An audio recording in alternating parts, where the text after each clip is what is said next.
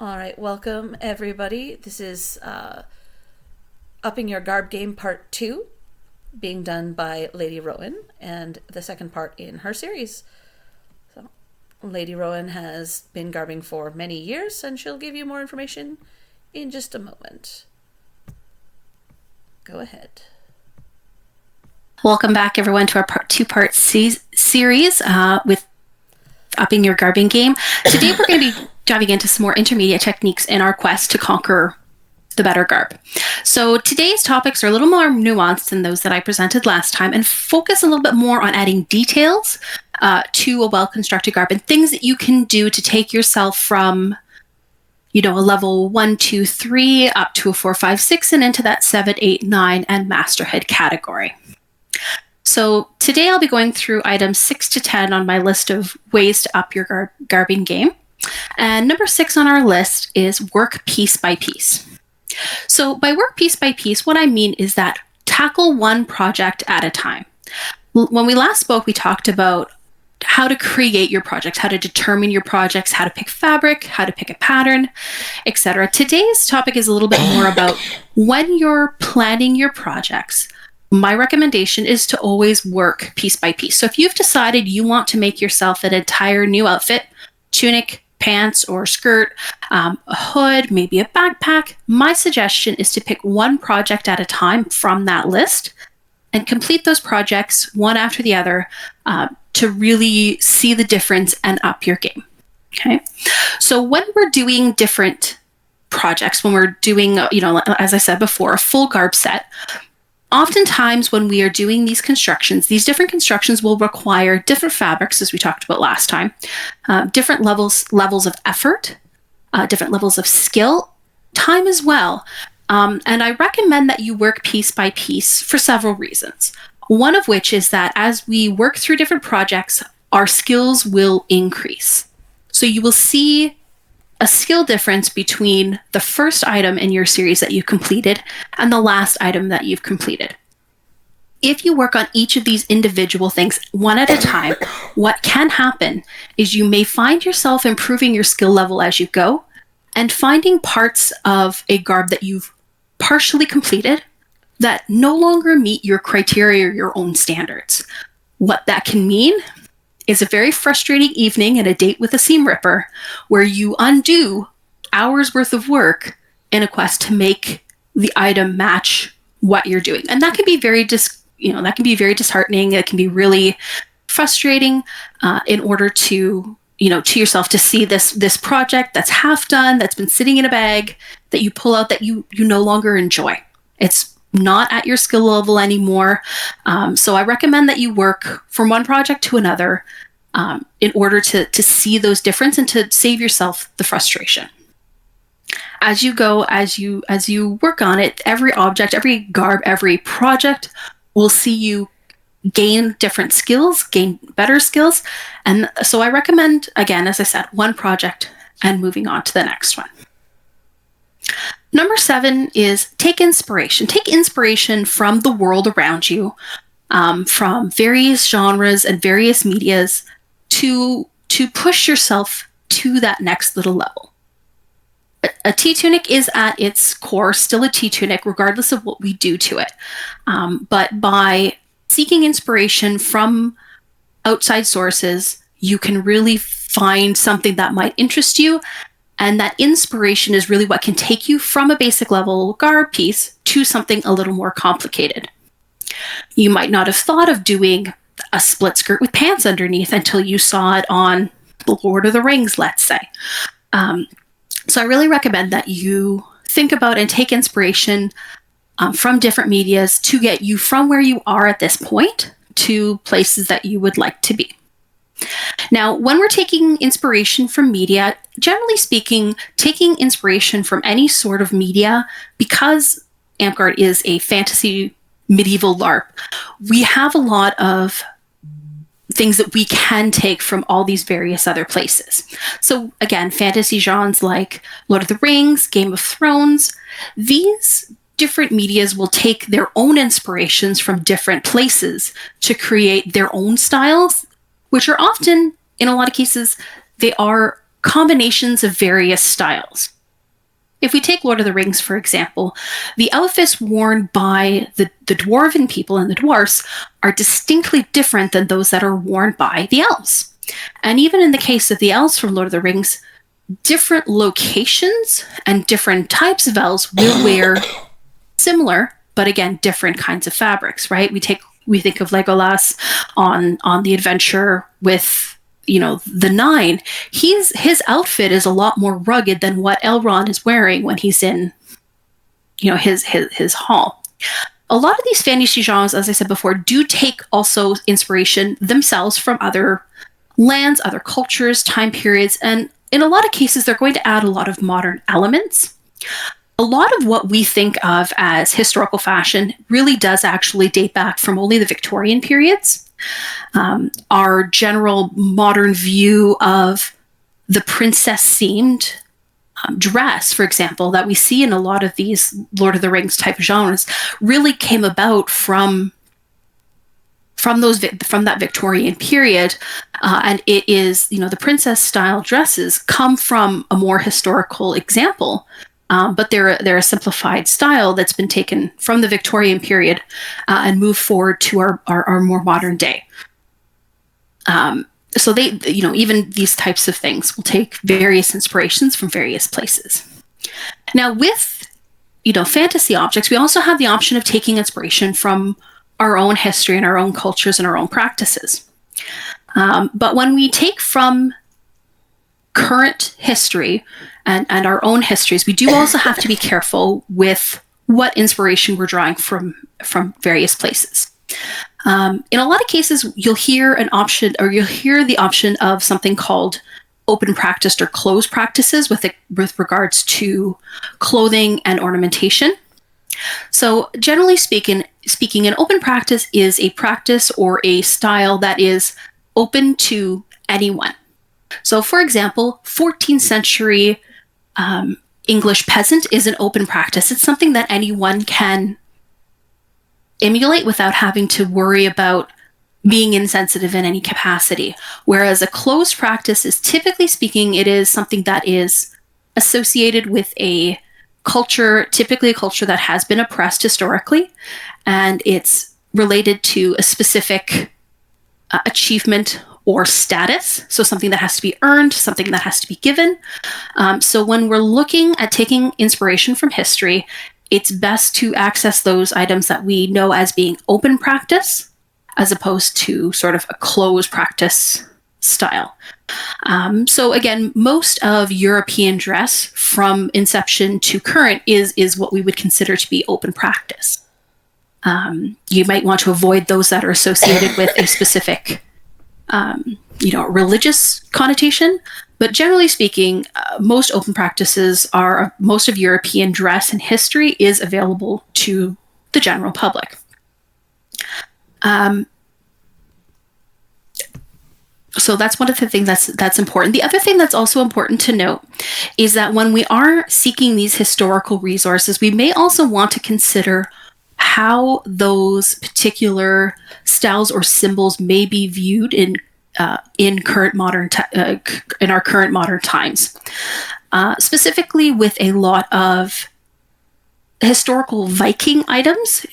It's best to be careful with which items we are taking from what we consider to be Viking mythos or mythology, as some of those symbols and styles have been sort of co-opted by other groups that you may want to avoid associating with.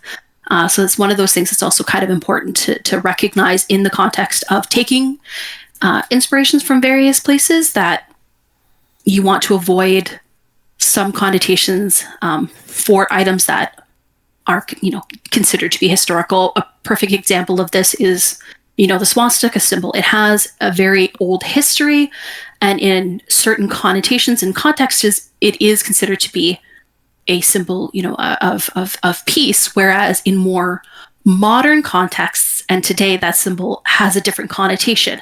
And even if that connotation in that historical setting is fine, recreating it at this point is generally considered to be in poor taste. So that's one of the things to keep in mind. And when we are looking at inspiration, especially, as I said, as we are looking at a fantasy system that we can also take inspirations from multiple different places and put them together to create something that is our own. That being said, there's no issue with Amtgard LARP in recreating something in the style of cosplay.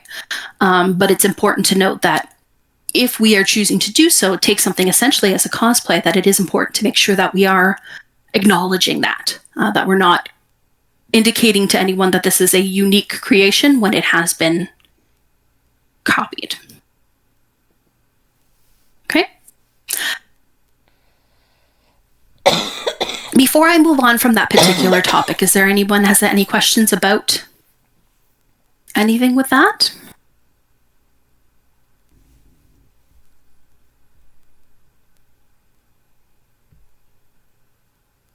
Looks like no questions at this time. All right, perfect. I will keep going. So number 8 in our quest for better garb is one of our biggest sections, which is adding decoration and accessories. Adding decoration, and I'm going to use decoration as a sort of a blanket term here, is what will take most basic level garb to that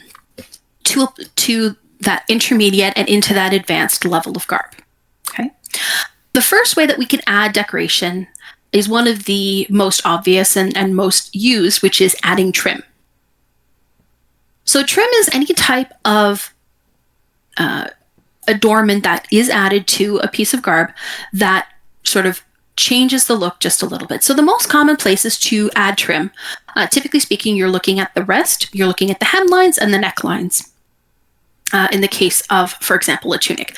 Tunic is often probably the most decorated item because it is usually the easiest to decorate. Now, that being said, while the wrist, the hem, and the neckline are the most common places that one might choose to add decoration to a garb, that's not the only place that it can be done. If we look, again, back to historical contexts, a lot of cultures use adding trim to denote certain things. For example, we know in ancient Rome, for example, trim added to a toga would denote the class of the individual who was wearing the toga. There's lots of different places that you can add trim, as I mentioned before.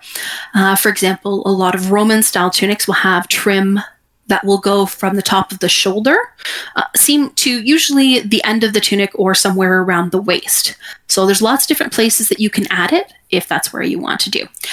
Trim is also one of the easiest items to add in terms of decoration. It is very easy to find in any retail fabric store. It's easily available online. You can purchase that through any number of online stores. It can also be something that can be a project that you undertake in order to improve your garb. So trim can in fact be woven using either various wools, yarns, as well as smaller strings.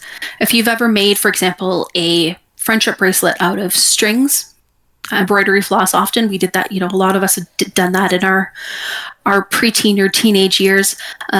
By using a process called tablet weaving, you can create your own trim, which can then be added to a garment. Again, that's another way to improve your game by creating your trim. So you can add trim that's available online. You can create your trim. And then another thing that you can do when you're looking at trim is you can add trims together. So you can take one trim and place it on the other, or place it beside the other, for example. Or you can choose to embellish. So, for example, you might choose to add beads or beading to an existing trim to add interest to the piece that you are creating. You can use different trims at different places. And you can use, as I said, multiple lines of trim. You might want to use 2 contrasting colors as a trim. Or you might want to, as I said before, add one on top of the other. Now, when we look at trim, there is, of course, trim that you can buy online, but you can also choose to use other items, such as other fabrics, as trim itself as well. We know in a historical context that in a lot of cases, Vikings would use a band of colored silk, usually, along, for example, at the cuffs, especially so the cuff area of a garment, to again add that sort of trim, add that excitement to their outfit. Silk, historically speaking, being very expensive, a finely woven silk, a small portion around a wrist could be, something in the neighborhood of 6 inches by 24 inches, which would be a small amount that could be added to that garb to create that look. So those are various options, and patterned fabric as well can be used for trim. I've seen a couple of really interesting examples where someone's taken a damask style fabric. So that's one where you have typically a floral or a leaf motif pattern, and used a specific portion of that trim, placed that on the cuffs of an outfit, embroidered it with beads, and in this case they used pearls to create sort of a very three-dimensional portion to an outfit. And just that small amount, that's that 6 inches by 24 inches or what have you, can make a huge difference from just a generic tunic to something that looks very sharp. When you are adding trim to a garment, I also recommend that you consider the end use of that garment. Are we making a fighting tunic, or are we making a fighting tunic or a battle game tunic? Are we making something that you're going to simply wear around, perhaps while role playing, or is it something that's more of a court garb type of situation? Depending on what you intend for that particular garment, for that particular piece, that's also going to dictate what kind of trim might make sense, as well as be appropriate in the context of, for example, as I mentioned before, silk on a tunic. Silk can be a very delicate fabric. It's difficult to launder. That might not be the best choice for a fighting tunic that you are intending to wash every week after you've gotten gross and sweaty in it, right? Maybe in a situation like that where it's a fighting tunic, maybe a mass-produced modern trim might be a better choice so that it can be laundered frequently. Nobody likes to be the sticky person, right? You don't want to put yourself in a situation where you can't wash your smelly fighting gear because you're risking ruining the trim. So that's a choice that has to be made when you're looking at the actual application. Now, I mentioned, of course, adding trim, but there's lots of other options in terms of adding interest to a piece in order to take it from level A to, from level 1 to level 8, 9, 10, etc. One of the other big categories of ornamentation is going to be embroidery. So hand embroidery or even machine embroidery, because again, we are working in a LARP scenario. There's no issue with using either hand embroidery or machine embroidery, up to you, is another way that interest can be added to a piece. Again, when you're adding embroidery, there's lots of different options you can do, lots of different techniques that you can try. If you're looking at machine embroidery, that's definitely its own skill and execution as well. Another item that goes along with embroidery is applique. So definitely different techniques, but applique can be done as well to a garment to make it more specific, more special, more ornamented, and add that level of difficulty. Applique comes in many different styles. There are definitely individuals in this kingdom who have done some amazing work on applique, multiple layers. There's some very interesting types of things, and that's one thing that you can investigate in terms of finding, ways to improve that garb. Applique is a very old technique. While, of course, we do it typically by machine these days, applique does date back all the way throughout history. It was often used in contexts where you're displaying heraldry, for example. It would be done on the flags. Colored fabrics would be appliqued on top of each other in order to create these, beautiful heraldic displays that we know about. So that's a technique as well. And when we're looking at applique, the other option, of course, with applique is iron-on appliques exist as well. So these can be found, again, at most fabric stores. They can be found online, too. And iron-on appliques can also be used to, again, improve on the look of a garb as well. Now, most of the iron-on appliques, for example, that are commercially available are essentially an embroidered badge with a glue on the back, so they can be attached that way. I do recommend, if you ever choose to do an iron-on applique, please make sure that you do try to secure that with fabric as well, or with sewing as well. So a couple of stitches with a machine or by hand will not come amiss when you're dealing with applique. They are notorious, iron-on appliques, they are notorious for detaching. So just a sort of side note on that particular one.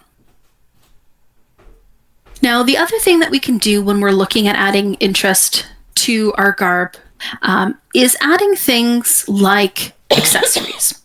Now, there's different ways we can add accessories to a garb to improve it from one level to another. Now, when we're looking at accessories will help take that outfit. But again, if you are purchasing an item as an accessory to improve your overall garb look, it's important to make sure that we're very honest with regards to what is purchased, what is added, and what is created by hand. So just sort of a note on that.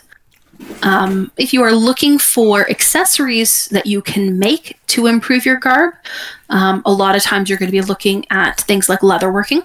So adding belts, making a belt for your outfit, adding something like a belt pouch or a tankard strap. Again, those are accessories that you can use to create better garb in general. You can purchase items through the thrift store. Thrift store shopping, in my opinion, is one of the best ways to find unique options for improving your garb or your outfits. And finally, you also can take a look into local markets or cultural stores may also have something that might be appropriate for these particular investments as well.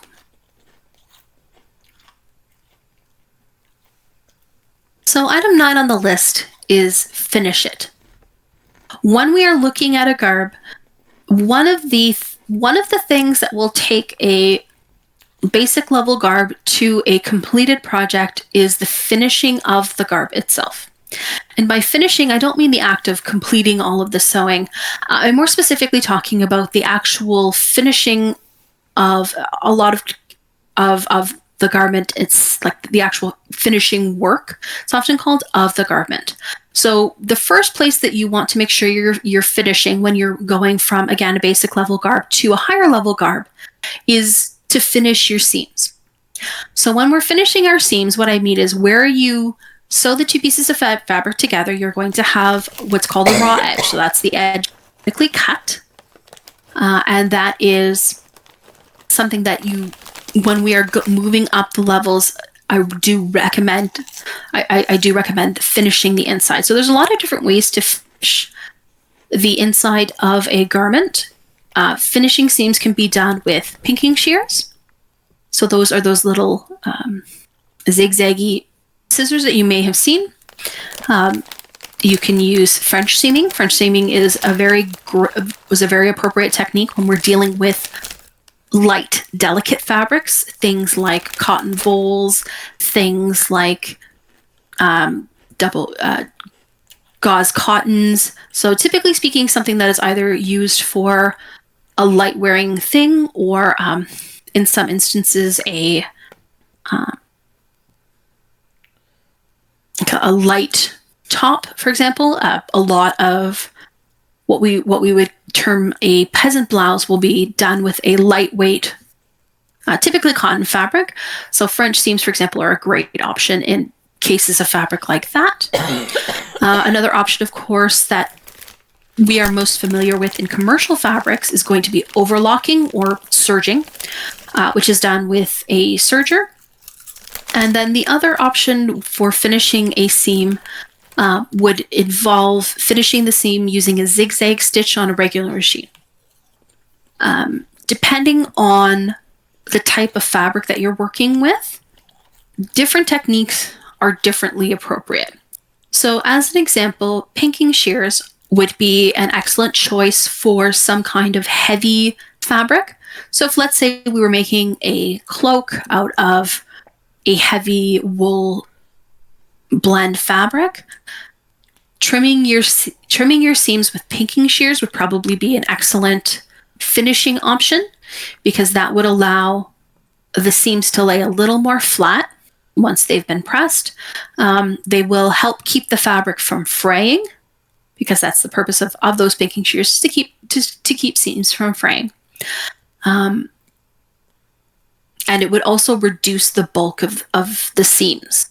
When you are sewing things together, when you're using, for example, an overlocker, though the overlocking machine or the serger will take those two edges of the fabric, and the process of overlocking will create one seam with it. So those two pieces of fabric together. When we're dealing with a heavy wool fabric, you would end up with a situation where you have 2 layers of fabric plus the third layer of fabric sitting on top of it, which isn't, typically speaking, the look that you're going for when we're dealing with something like a cloak.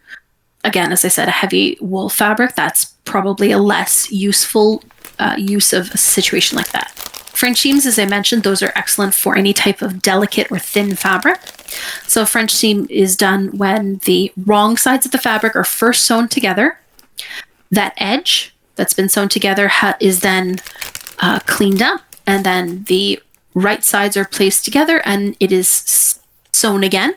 What that does is it encases that raw edge inside the fabric, which does prevent it from fraying.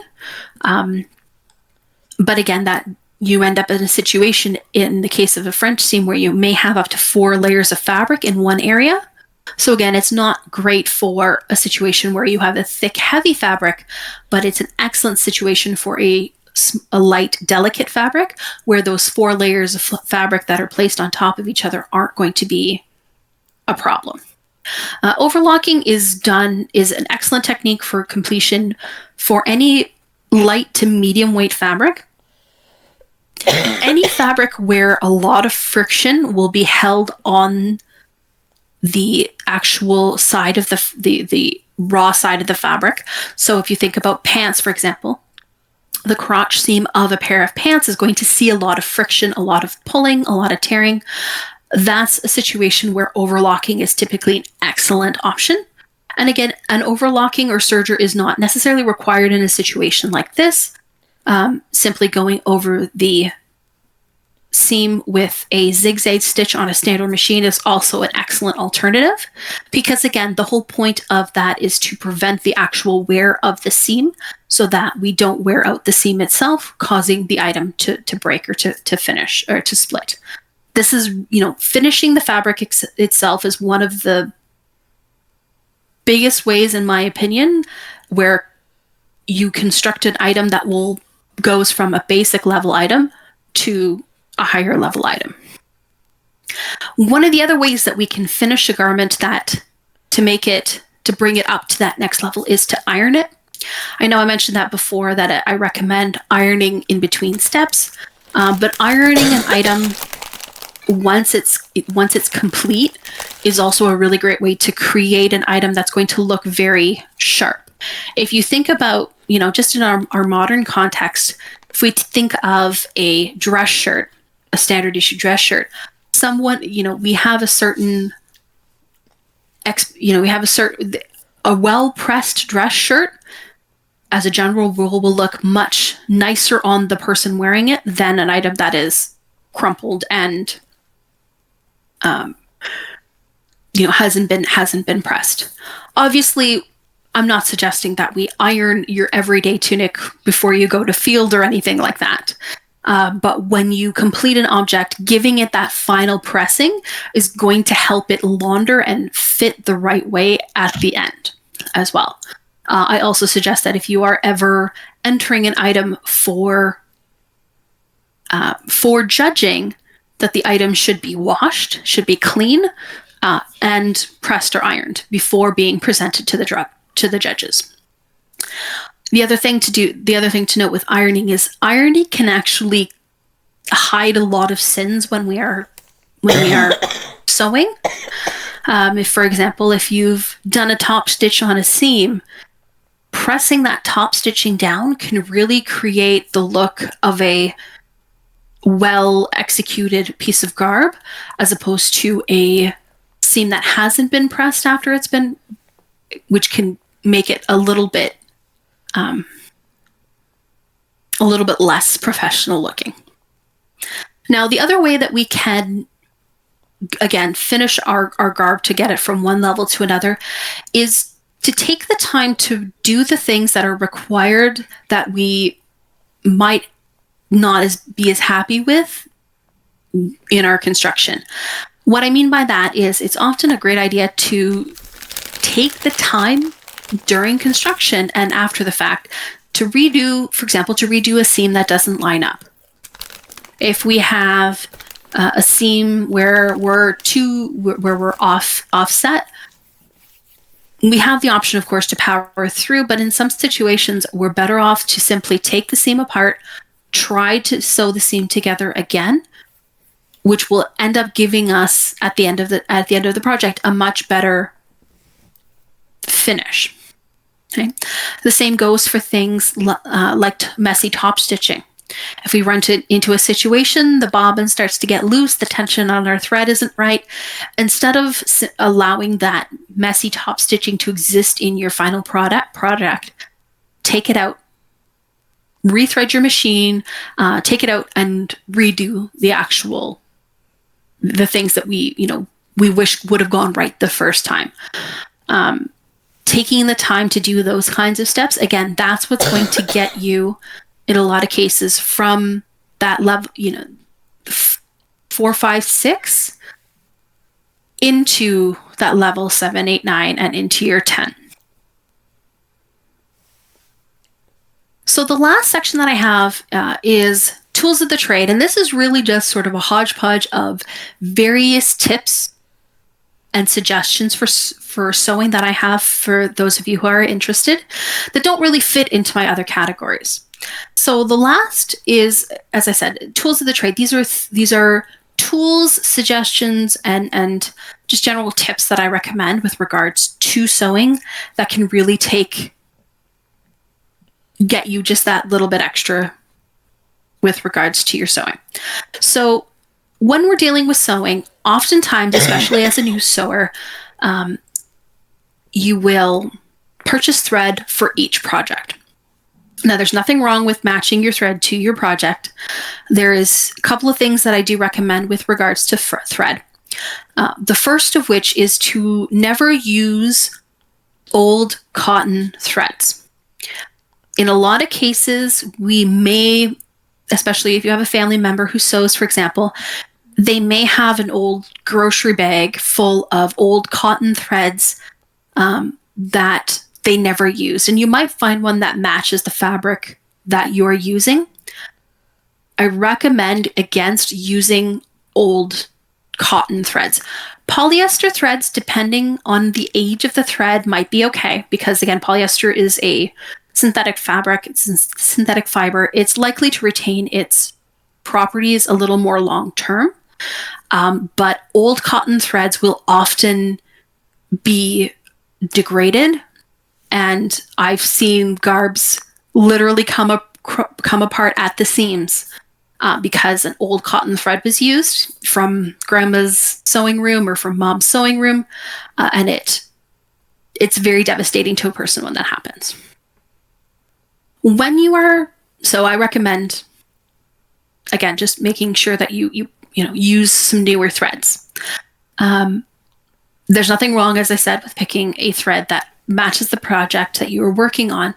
But as you sew, you may realize that you're going to get I recommend that there's a couple of thread colors that you purchase that you have on hand, which will, for the most part, especially if you're an individual who just decides to do something some random Saturday morning like myself, having these kinds of threads on hand can be super useful for having something that you can use when that creative urge hits. So when you're looking at threads, I recommend that at all times, if possible, that you have both a light gray and a dark gray threads available. So by light gray, I'm talking sort of something in a light silvery kind of gray color, like a silvery gray vehicle kind of color, and a dark gray, something what most people would call sort of a charcoal color. The light gray and the dark gray threads are actually really useful colors because a light gray can match a blue, a light blue fabric. It can blend into a light yellow fabric. It might even work for, a light pink fabric, for example, because that gray will often pick up the tones and sort of disguise itself in the threads around it. The same for the dark gray. Again, the dark gray can hide itself in a lot of different types of fabrics, especially something that's very heavily patterned. Having a slightly off-white fabric or slightly off-white thread is also, again, one that will be very useful.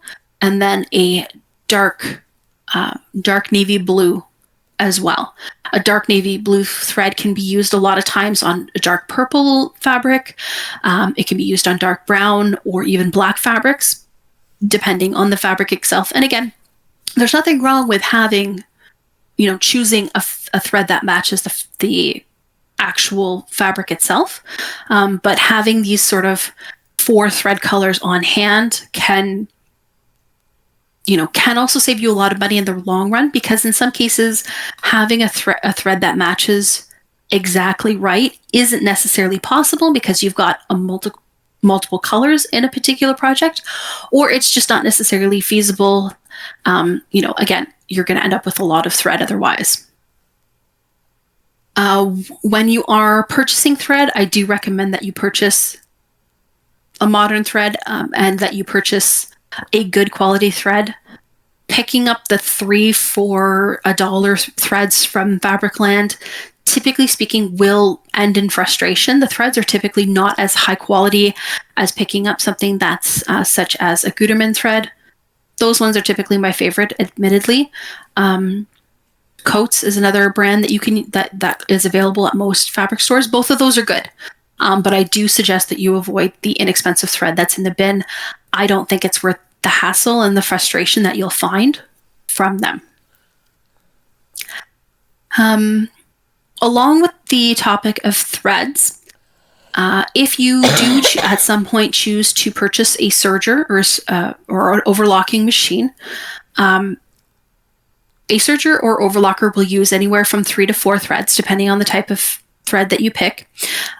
You do want to make sure that you are using serger threads when you are using a serger. The weight of the thread is different than a standard sewing thread. So it is best to use those serger threads when at all possible. Obviously, 10 o'clock, your machine runs out of thread. You need to put something in there. You can use a regular sewing thread, especially with the first 2 threads, which are the ones that are going to go through the needle. Those can still work, but it is... I do recommend using serger thread. But when you are using serger thread, again, this is where I'm going to recommend your light gray and your dark gray. I have a serger myself. Typically speaking, light gray is the type of the color that I have in the serger. If I find that light gray is not entirely appropriate for areas where you may see the threads, because that's where the seam is, you really only have to replace the first 2 threads, the ones that go through the needles, because those are the threads that are going to be seen when you are looking at the garment. So if you've got a light blue and you've got black in your serger, if you replace the first 2 threads, the ones going through the needle, with something like a light gray, for example, you're not going to see that black thread. So that can be, an ease and time saver. If you have a fabric that is see-through, so if you're working on a very lightweight white cotton, for example, you may have to change all 4 threads because you'll see that black thread from the serger through the white fabric. But if you're working on something that won't show the threads through the fabric, really you only have to change the first 2. You don't have to change the whole situation. And if you've ever threaded a serger, you'll know that the 3rd and 4th threads on a serger are the problem. Those are the ones that are hard. So you don't have to. You can just use the first 2. So next, moving on to one item that I suggest, if you haven't already used one, is investing in a rotary cutter and a rotary mat. When you are doing smaller projects, such as necklines and facings for shirts and things like that, having a rotary cutter and a rotary mat can really be a time and effort saver. They are less practical for cutting out large amounts of fabric and for cutting out tight, intricate designs, but for basic curves such as facings for a neckline, having a rotary cutter and a rotary mat is a great tool. Now, along with the rotary cutter and the rotary mat, this is a tool that is used by both crafters as well as all kinds of other individuals. The best deals I have ever found on rotary cutters and rotary mats are at places like Princess Auto. Princess Auto, Harbor Freight, they often have the same quality products. Again, it is oftentimes a different color, so your handle might be yellow or green instead of a nice pretty pink or light blue or lilac, but they sell, and typically speaking, you can find the same product for a much better price through a hardware retailer as opposed to a fabric store. Fabric store considers that sort of a premium product, whereas a lot of these other stores, it's just a basic fabric or just a basic product. One of the other things that is important when you're dealing with your space is to ensure that you have appropriate lighting in your space. It doesn't need to be fancy. It doesn't need to be special in any capacity, but making sure that you have the right light at the right space. So even if it's just picking up, an inexpensive desk lamp to be able to put that over top of the project and your machine to see what you're doing, is very key, very important, and can really help you make sure that you keep those seams aligned, that you're not cutting corners when you're cutting out your patterns, things like that. Good light and being able to see what you're doing are very important. One other thing that I always suggest to anyone who is ever sewing, double seam any pants that you make. Most modern patterns use a 5/8 inch seam allowance. So typically speaking, I will sew at a 5/8 seam allowance, and then I'll sew at a 3/8 seam allowance, for example. So I'll have 2 distinct lines of stitching when I'm dealing with pants, because nobody wants to be the person to have to lose their pants in the middle of a fight. I know I mentioned this one before, but I do think it's important, so it bears repeating.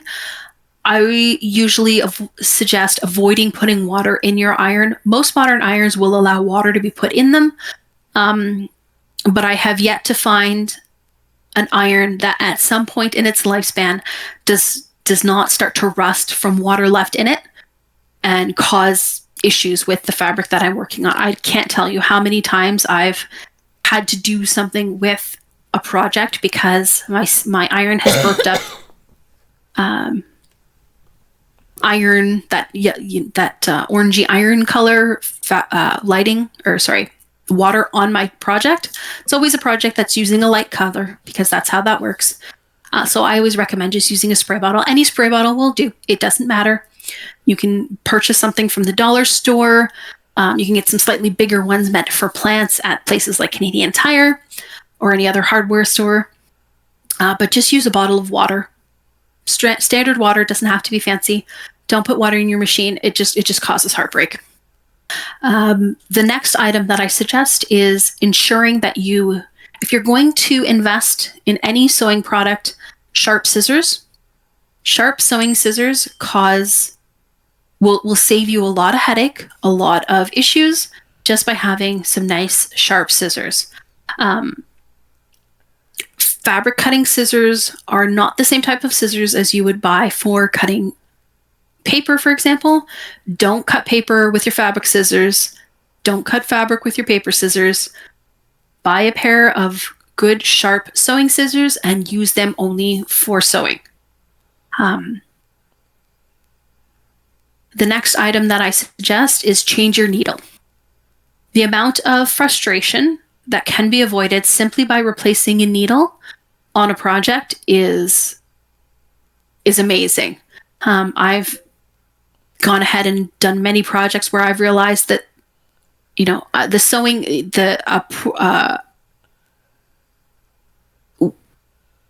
just done a number of projects where it's just, I've caused myself grief, frustration, had to pick out seams, had to redo stitching, simply because I was too lazy to change my needle on my machine.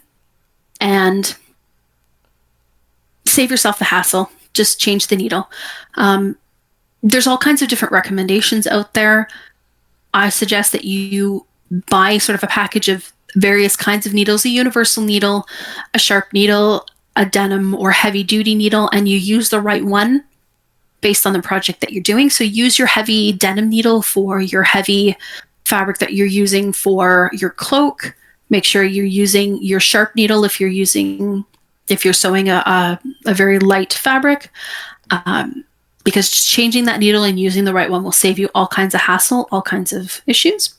And then my last tip with regards to sewing is to take a break.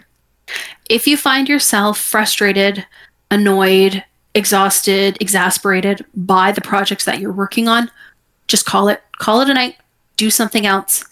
I've definitely had projects where I've tried to push through the project that I'm working on, only to ruin it completely because I haven't stopped to think about what I'm doing, because I'm frustrated, because I'm on a tight timeline.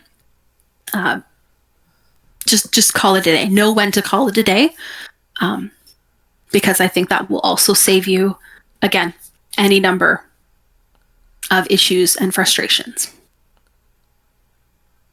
So that is all that I had for today. So if anyone has any questions, Finola has indicated that she will read those out. All right, so I have a few. We're going to go back a little bit to some of the stuff earlier. Someone asked, can you easily stress test old cotton threads? You can. You simply take a length of the thread, hold it in one hand, hold it in the other, wrap it around your fingers a couple of times, and just give it a sharp tug. You will often, old cotton threads, you will find that it breaks. But if the thread does not break when you wrap it around your fingers and give it a good sharp tug, it's probably safe to use, or is as safe as any other thread would be. There was a request for the repeat of the 4 colors that are good to keep on hand. A light gray, so a silvery kind of gray color, a dark charcoal gray color, a navy blue, and then a slightly off-white thread. Those are the 4 you want to keep on hand at all times. All right, and when washing a project with both very light and dark colors, especially with fabrics you suspect or notice will bleed, is it enough to wash in cold water, or would using a dye grabber sheet be better? Would do both. I would, if you're ever creating a fabric or a garment that you are going to use both light and dark fabric, I recommend first washing both of those fabrics separately. But when you are washing them, when you do have to wash it once it's been put together, white or cold water is less likely to make dye run. Using a color catcher will catch the dye that does run. So I would recommend both. And gentle cycle for that, if your machine has one. Or even better yet, hand wash it, at least for the first couple of times.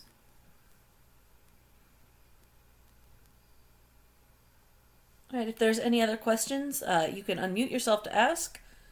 This is being recorded for those that join late. Or you can type up your questions and I will read them out loud. I'll just give people a couple of minutes.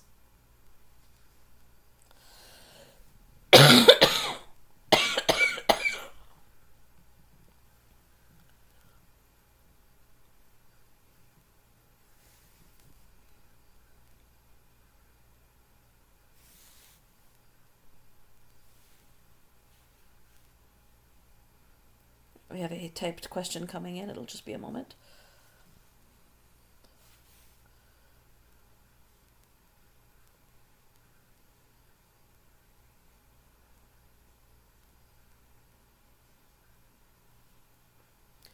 Opinions on draping versus drafting when creating your own patterns.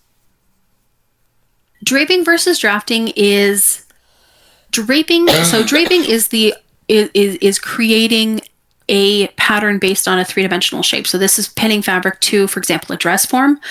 Drafting is typically a sort of a more mathematical way of doing it. So you're measuring this, you're measuring distances on a flat surface.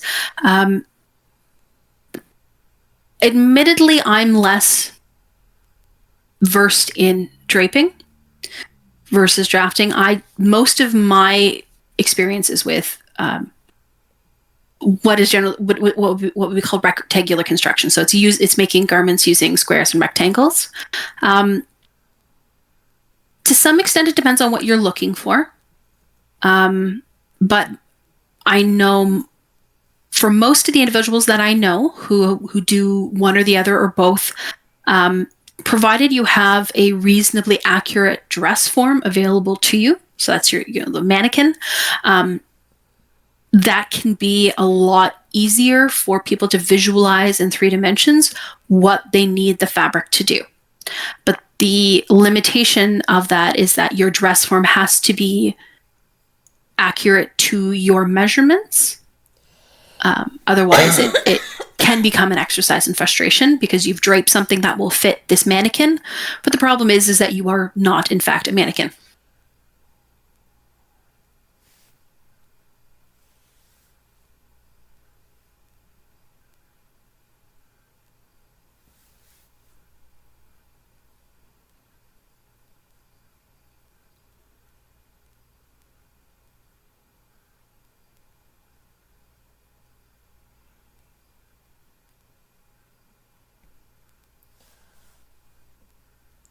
Are there any other questions for Lady Rowan? I do see someone posted the idea that you turn old threads into Christmas tree ornaments. Valid option. I've seen some really cute ones Christmas ornaments that have been done with popsicle sticks and yarn. So I bet threads would probably do something nice too.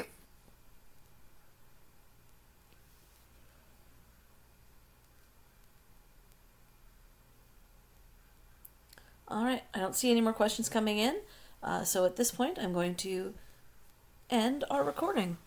Thank you very much for the class, Lady Rowan. This has been recorded, so I will be putting it up as soon as I can for those of you who missed the beginning parts of it.